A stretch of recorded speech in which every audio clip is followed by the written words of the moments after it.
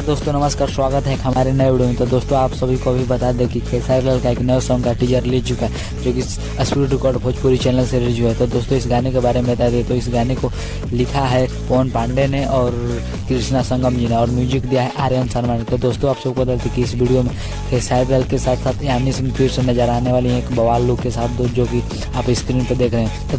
तो दोस्तों आप सबको बता दें कि इस गाने को गया है खेसारी लाल ने और ड्यूट किया है शिल्पी राज ने। और वही वीडियो को बात करते हैं, वीडियो में खेसारी लाल के साथ साथ यानी सिंह नजर आने वाली है, जो कि आप स्क्रीन पर देख रहे हैं। तो दोस्तों आप सबको बता दें कि इस गाने को प्रमोशन किया है मनीष कश्यप ने, जो कि आप फर्स्ट क्लिप में ही देखा होगा। तो दोस्तों उम्मीद करता हूँ कि आज का वीडियो पसंद आएगा तो वीडियो को कर दीजिएगा लाइक और चैनल को कर दीजिएगा सब्सक्राइब। ऐसे ही अपडेट देखने के लिए हमारे चैनल से जुड़े रहिए। फिर मिलते हैं नेक्स्ट वीडियो में दोस्तों, तब तक के लिए बाय बाय।